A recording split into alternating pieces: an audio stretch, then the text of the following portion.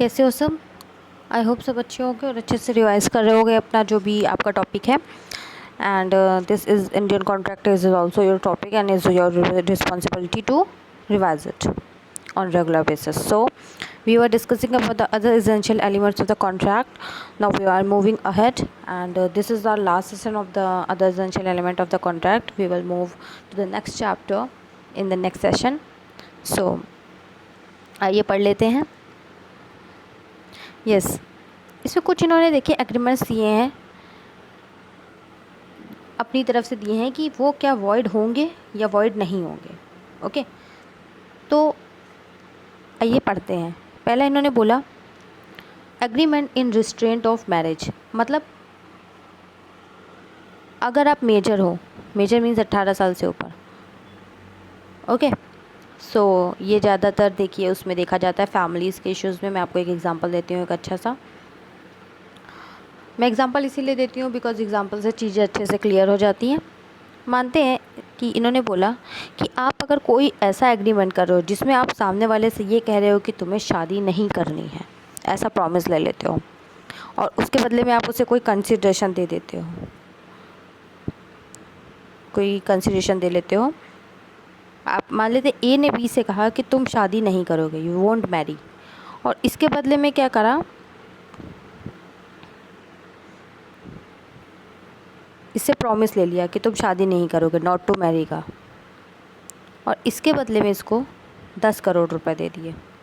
ये मेजर था.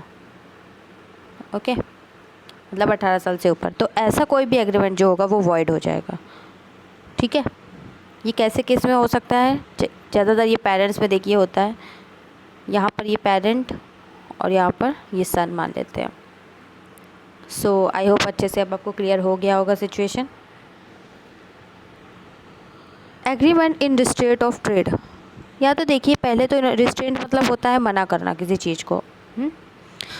ट्रेड करने से, आप किसी को व्यापार करने से, आप कोई बिज़नेस करने से रोक रहे हो. तो देखिए इसमें इन्होंने कहा कि ऐसा कोई एग्रीमेंट आप, पहले तो इन्होंने कहा कि अगर आप कोई किसी को कोई बिज़नेस करने से, कोई प्रोफेशनल सर्विसेज प्रोवाइड करने से रोक रहे हो तो वो क्या हो जाएगा, वॉइड. लेकिन इन्होंने कहा कुछ देखिए कंडीशन है. क्या कंडीशन है? इन्होंने बोला कि देखिए मान लेते हैं कि एक सर्जन है, ठीक है, और वो ए ने अपॉइंट किया उसको, एक यहाँ एम्प्लॉय है वो. तो ए ने कहा कि तुम 3 साल के लिए मेरे यहाँ एम्प्लॉय हो रहे हो, लेकिन इन 3 साल में तुम किसी को सर्जन की सर्विसेज प्रोवाइड नहीं करोगे. तो यहाँ पर देखिए ये मना करने कर रहा है, कहीं और नहीं करोगे प्रोवाइड, मेरे यहाँ जो करोगे वो करोगे. तो यहाँ पर देखिए 3 साल तक ये जो सर्जन है वो कोई भी सर्विसेज प्रोवाइड नहीं कर सकता है. एक और मैं एग्जांपल लेती हूँ. मान लेते हैं कि ए ने कहा, ए कोई बिज़नेस कर रहा है और बी भी कोई बिज़नेस कर रहा है, दोनों बिज़नेस कर रहे हैं, सेम बिज़नेस कर रहे हैं. मान लेते हैं कि ऑयल का बिज़नेस है, इनका भी ऑयल का बिज़नेस है, सेम ऑयल का. अब देखिए दोनों जब सेम ऑयल का बिज़नेस कर रहे हैं, दोनों साथ अगल बगल फैक्ट्री है, तो मान लेते हैं ए ने कहा बी से कि मैं तुम्हें 50 लाख रुपए दे रहा हूँ और तुम यहाँ से चले जाओ और यहाँ पर ये बिज़नेस ना करो. तो यहाँ पर देखिए ये जो ऐसा कहा है, तो यहाँ पर ये ऐसा कर सकता है. ए और बी मान लेते हैं, पहले आपको अच्छे से ज़्यादा क्लियर होगा जब मान लेते हैं ए और बी साथ ही में बिज़नेस करते थे. ए और बी साथ में बिज़नेस करते थे, ओके, ऑयल का. अब बी क्या कर रहा है, जा रहा है, बी अलग हो रहा है. तो यहाँ पर देखिए बी जब अलग हो रहा है तो बी को ए क्या करेगा, कुछ पैसे दे देगा, गुडविल जिसे कहते हैं, गुडविल के रूप में, कि तुम ये वाला बिज़नेस मत करना ऑयल का, और कोई करो मुझे नहीं दिक्कत है, लेकिन तुम ये ऑयल का बिज़नेस मत करना. ठीक है, तो ऐसा एग्रीमेंट कर सकते हैं. Yes, agreement in restraint of legal proceeding, इसका मतलब हुआ कि आप ऐसा कोई एग्रीमेंट कर रहे हो जिसमें क्या हो रहा है कि आप ऐसा एग्रीमेंट कर ले रहे हो जिससे कि आप लीगल प्रोसीडिंग्स, मतलब कि कोर्ट केस या फिर सूट ऐसा करने से आप मना कर रहे हो. ए ने और बी ने साथ में एग्रीमेंट किया शुगर का कि शुगर मैं बेचूंगा और ये बी इसके बदले में से रुपए देगा. लेकिन उसमें लिखा था नीचे कि in case of dispute the agreement between us will not be filed suited. तो यहाँ पर ये क्या हुआ, इन्होंने कहा कि ये कहना चाह रहे हैं कि अगर हमारे बीच में कोई ए और बी के बीच में डिस्प्यूट हो जाता है, इन केस में तो लड़ाई हो जाती है किसी बात को लेके, तो क्या होगा कि हम कोर्ट में नहीं जाएंगे, ऐसा लिख दिया उसमें। तो यहाँ पर ऐसा एग्रीमेंट जो होगा वो वॉइड हो जाएगा। लेकिन इन्होंने एक एक्सेप्शन डाली है कि एक आर्बिट्रेशन करके एक्ट होता है, आर्बिट्रेशन एक्ट। मैं थोड़ा सा आपको ओवरव्यू दे देती हूँ उसका। उसमें क्या होता है कि आर्बिट्रेशन एक्ट बनाया गया है कि जो कोर्ट में नहीं जाना चाहते हैं वो कोर्ट के बाहर ही क्या कर सकते हैं, सुलझा सकते हैं अपने झगड़े को, तो आर्बिट्रेशन में सुलझा सकते हैं वो। तो मान लीजिए उसमें नीचे लिखा था कि we will go to the arbitration proceedings. तो हाँ, अगर ऐसा लिख रहे हैं we won't go to the court case and we will, क्योंकि देखिए कोर्ट में जाना बहुत सारा टाइम भी कंज्यूमिंग होता है, आपकी डेट पता नहीं कब मिले फिर, है ना, और उसमें थोड़े से खर्चे भी ज़्यादा होते हैं, लीगल प्रोसीडिंग्स ज़्यादा होती हैं, और कोर्ट में देखिए जज के सामने जाना पड़ता है, ऐसा होता है। तो आप कोर्ट के बाहर ही आर्बिट्रेशन से आप अपना झगड़ा सॉल्व कर सकते हो, अगर ज़्यादा बड़ी बात नहीं है तो ये बिल्कुल वैलिड हो जाएगा तब एग्रीमेंट, तब कोई दिक्कत नहीं है। Agreement the meaning of which is uncertain. आप कोई ऐसा एग्रीमेंट कर रहे हो जिसमें जो मीनिंग है वो अनसर्टेन है। लेकिन इसमें भी एक अच्छी बात है कि एक इन्होंने प्रोवाइड किया है एक टर्म। कैसे? एक्सेप्शन है यहाँ पर भी। ए ने मान लेते हैं बी के साथ एग्रीमेंट किया कि I will sell you 100 tons of oil, 100 tons of oil मैं बेचूंगा। तो वैसे देखिए एक हम ओवरव्यू ले अगर इसका, तो इसको देखिए आप अच्छे से, कौन सा ऑयल वो बेचेगा। ऑयल भी कई तरह के होते हैं, बादाम का ऑयल हो गया, कोकोनट ऑयल हो गया, सरसों का तेल हो गया। सो यहाँ पर ये स्पेसिफिक नहीं कहा गया है कि कौन सा ऑयल बेचेगा। तो यहाँ पर ये देखिए स्टार्टिंग में क्या दिख रहा है हमें, ये वॉइड एग्रीमेंट दिख रहा है। ये वॉइड हो जाएगा क्योंकि मीनिंग सर्टेन नहीं है। लेकिन जहाँ पर मीनिंग सर्टेन हो सकती है इसको देखकर भी, तो वहाँ पर वो कॉन्ट्रैक्ट वैलिड होगा। कैसे? अब मानते हैं ए जो है वो खाली कोकोनट में बिज़नेस करता था, कोकोनट ऑयल में, तो यहाँ पर तो सर्टन हो गया ना कि ए जो है वो कोकोनट ऑयल ही बेचेगा ना उसको। जब वो कोकोनट ही बना रहा है कोकोनट ऑयल, तो ही वो कोकोनट ऑयल ही बेचेगा। तो यहाँ पर ये जो कॉन्ट्रैक्ट है वो वैलिड रहेगा। Next, wagering agreement.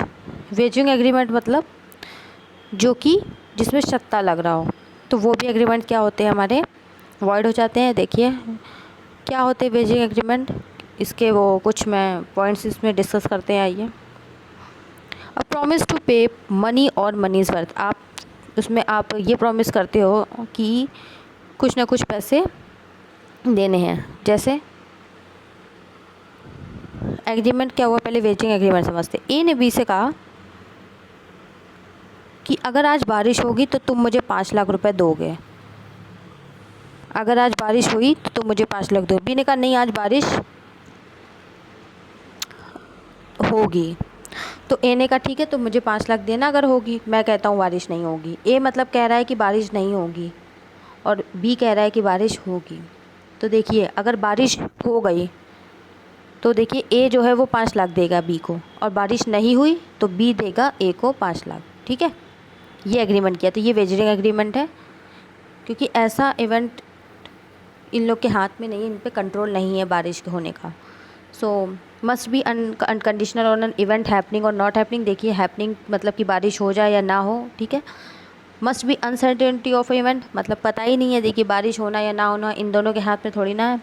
2 पार्टीज़ होनी चाहिए, each party must stand win और लूज़। देखिए दोनों ही आप यहाँ से देख सकते हो, एक हारेगा एक जीतेगा, दोनों ही नहीं जीत सकते हैं क्योंकि या बारिश होगी या तो नहीं होगी।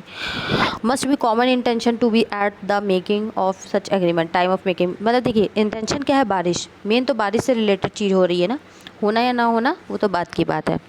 Party should have no interest in the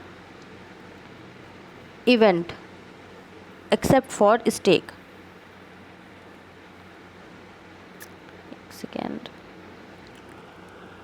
yes, party should have no interest in the event except for stake. मतलब देखिए वैसे तो कोई इंटरेस्ट नहीं है, बारिश हो या ना हो, तो कोई फार्मर वगैरह तो है नहीं ये लोग कि इनको फ़र्क पड़ेगा उससे। अगर किसान होते तो फ़र्क पड़ता, क्योंकि तब तो देखिए किसान हो गए, उनको जो ज़रूरत है बारिश होगी। तो वैसे ए और बी मतलब कॉमन इंसान थे, कोई वैसे मान लेते दोनों ट्रेड करते थे, तो इनको क्या मतलब है बारिश हो या ना हो। वैसे बस इस वजह से है क्योंकि दाव पे लगे हुए इनके 5 लाख रुपए। ठीक, स्टेक का लगा हुआ है ना, स्टेक लिखा है। अब कुछ देखिए ट्रांजैक्शंस इन्होंने बताई हैं कि वेजरिंग कॉन्ट्रैक्ट्स वेजरिंग से रिलेटेड हैं। कौन कौन सी हैं आइए पढ़ते हैं। एक तो लॉटरी के ट्रांजैक्शन हो गई, जो लॉटरी निकलती है वो इसमें आ जाती है। Crossword puzzle and competition. Crossword puzzle जो न्यूज़पेपर में निकलते हैं उसमें नहीं लिखते हैं कि आप ये सॉल्व कर लीजिए हम आपको पैसे देंगे, तो वही वाला एग्रीमेंट जो हो गया।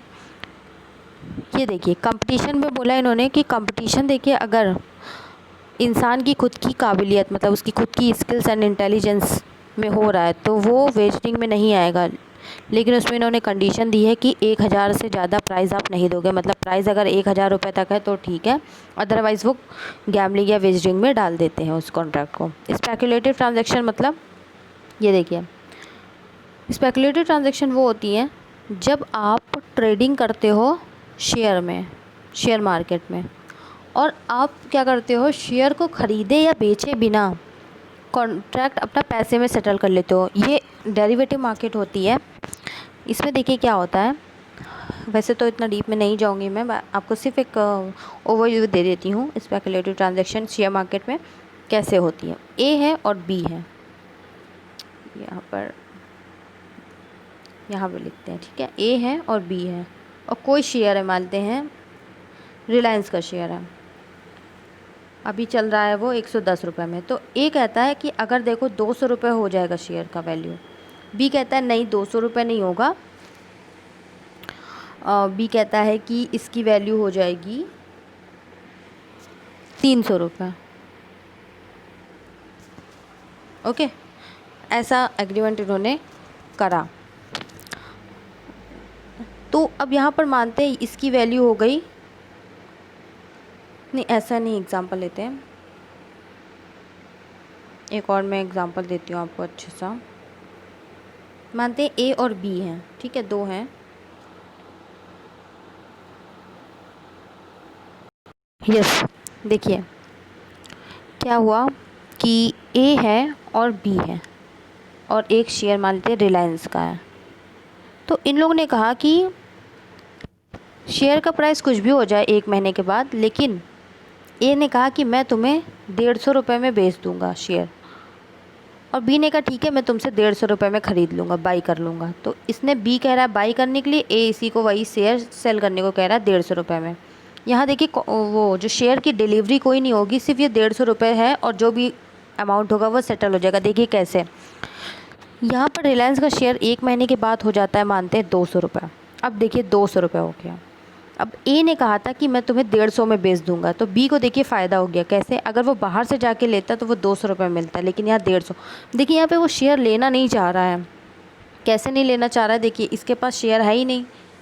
तो यहाँ पर ये क्या करेगा, पहले जाके 200 रुपये में ख़रीदेगा, उसके बाद 150 रुपये में देगा बेचेगा, तो कितना हो गया नेट फ़ायदा इसे 50 रुपये का।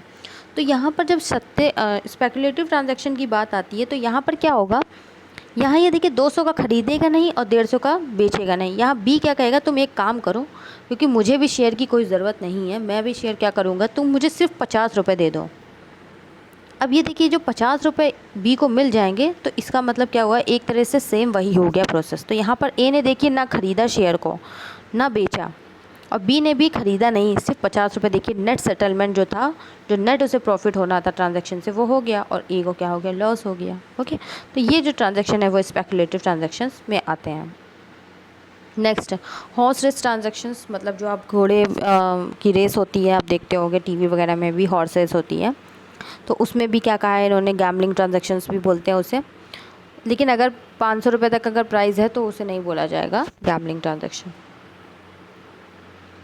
अब transaction resembling with wagering contract but are not void. अब इन्होंने कहा कि वो तो हमने पढ़ा जो वॉइड हो जाएंगी ट्रांजैक्शंस, ठीक है, वेजरिंग अग्रीमेंट।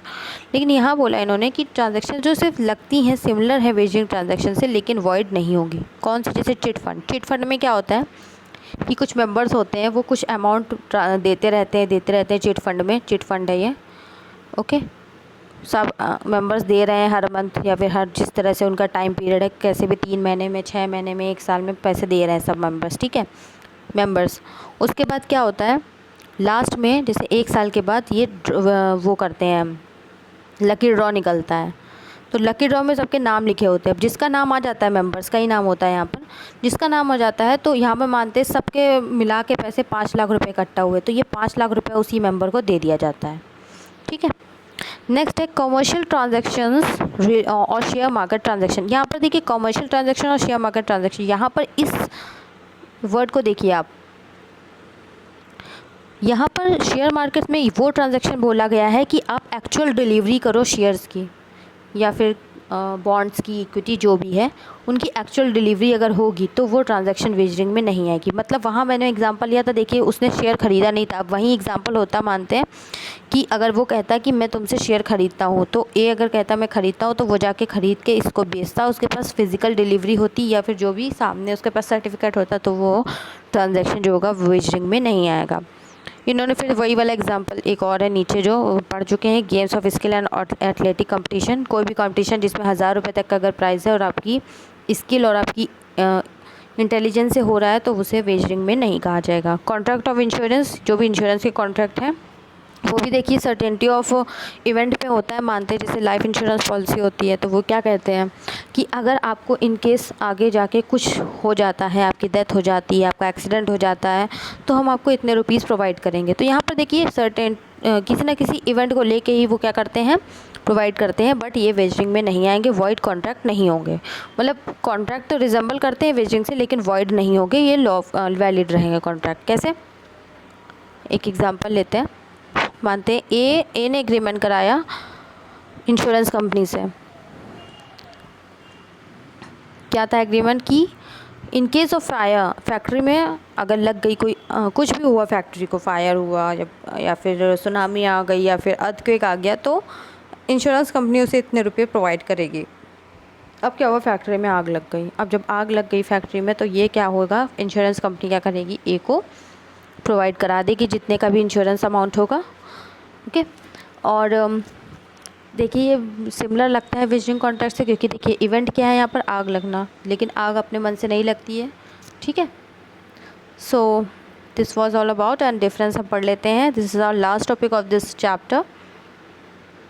क्या है, contract of insurance and wagering agreement. देखिए मीनिंग तो हम पढ़ चुके हैं, सर्टेन कुछ ना कुछ इसमें हैपनिंग और नॉट हैपनिंग होता है इवेंट का। और कॉन्ट्रैक्ट ऑफ इंश्योरेंस में आप किसी को इंडेमनीफाई करते हो, इंडेमनीफाई मतलब उसके बदले में कुछ, इंडेमनीफाई करना किसी को प्रोवाइड कराना कोई चीज़ अगर उसका नुकसान हो जाए। ठीक है। कंसिड्रेशन, वहाँ पर देखिए कंसिड्रेशन मनी या मनीज़ वर्थ होती है, यहाँ पर भी यही होता है, मनी और मनीज़ वर्थ, लेकिन क्या डिफरेंस है। यस, कंसिडरेशन देखिए क्या होता है, कंसिडरेशन होता है जब इंश्योरेंस कॉन्ट्रैक्ट की बात आती है, तो उसमें यहाँ मैं लिख लेती हूँ इंश्योरेंस और ये वेजरिंग। ठीक है। तो उसमें प्रीमियम जो हम देते हैं, जब आपने भी देखा होगा, आप लाइफ इंश्योरेंस अगर आपके घर में होता है, उसका ज़रूरी होता है, वो तो मोस्टली 100% मान लें, अगर हम 99% लोग करवाते हैं, तो उसमें आप प्रीमियम देते हो, तो वो प्रीमियम ही से आपका अमाउंट जो होता है वो बन जाता है, प्रीमियम पे डिपेंड करता है। यहाँ पर ऐसा कुछ नहीं डिपेंड करता है। वेजरिंग कॉन्ट्रैक्ट में क्या डिपेंड करना है, कुछ भी अमाउंट पे तुम आप लगा सकते हो, सत्ता जिसे कहते हैं। इंश्योरेबल इंटरेस्ट क्या होता है, इंश्योरेबल इंटरेस्ट में देखिए जो भी कर रहा है एग्रीमेंट इंश्योरेंस का, उसका या तो प्रॉपर्टी का करेगा अपना, या तो खुद का करेगा, तो उसमें उसका इंटरेस्ट होता है, पर्सनल इंटरेस्ट होता है। यहाँ पर ऐसा कोई पर्सनल इंटरेस्ट नहीं होता है। कॉन्ट्रैक्ट ऑफ इंडेमनिटी, यहाँ पर देखिए कोई भी कॉन्ट्रैक्ट हो, सिर्फ लाइफ इंश्योरेंस में उसी इंसान को नहीं मिलता है पैसा, उसके घर वालों को मिलता है जो नॉमिनी बनता है। बाकी हर केस में, जैसे मान लीजिए फैक्ट्री है या कोई और एक्सीडेंट हो गया, तो उसी इंसान को मिलेगा पैसा। यहाँ पर ऐसा कुछ नहीं होता। प्रीमियम, यहाँ पर देखिए कुछ अमाउंट प्रीमियम देना पड़ता है आपको, जो कि एक्चुरियल बेसिस पे निकालते हैं, मतलब सर्टेन नहीं होता है वो, एक कुछ ये कैलकुलेशन खुद की करते हैं। एक actuarial basis means estimate basis पे क्या करते हैं, प्रीमियम का अमाउंट कैलकुलेट करते हैं। यहाँ पर ऐसी कोई कैलकुलेशन नहीं होती। इन्फोर्सिबिलिटी, ये वैलिड है तो इन्फोर्स भी होगा, यहाँ पर ये वॉइड है तो अनइन्फोर्सेबल कॉन्ट्रैक्ट हो गया। पब्लिक वेलफेयर, हाँ ये पब्लिक वेलफेयर है, क्योंकि देखिए इंश्योरेंस कराते हैं तो लोगों को फ़ायदा होता है, बेनिफिट होता है। आप अपनी स्कूटी का इंश्योरेंस कराओ, खुद का इंश्योरेंस कराओ, अपने घर का इंश्योरेंस कराए, फैक्ट्री का कराए, कुछ भी हो गया उसे लॉस, तो आपको भारी भरकम लॉस हो गया तो इंश्योरेंस कंपनी क्या करती है, आपको वो इंडेमनीफाई करते हैं। यहाँ पर ऐसा कोई पब्लिक वेलफेयर नहीं होता है। सो फ्रेंड्स, हमारा ये जो other essential element of the contract है, ये बहुत ही बड़ा टॉपिक था जो कि अब ख़त्म हुआ है जाके। सो कॉन्ट्रैक्ट एक्ट हमने देखिए 60% कवर कर लिया है, अब सिर्फ 40% बचा है। इतना कवर करने में आपके देखिए सब मिक्सअप ना हो रहा हो तो इसलिए आप मेरी वीडियोस को दोबारा देख सकते हैं, वो सारी पड़ी हैं, पार्ट वाइज पड़ी हुई हैं। सो आप अच्छे से देख सकते हो। अभी 18 हमारे पार्ट कंप्लीट हो गए हैं और उसके बाद ये ख़त्म होने के बाद मैं कंपनीज़ एक्ट स्टार्ट करूँगी। सो टिल देन ये आप अच्छे से रिवाइज़ करिए, वरना आप भूल जाओगे। और रीडिंग करिए, मैं कहती हूँ रीड रीड रीड।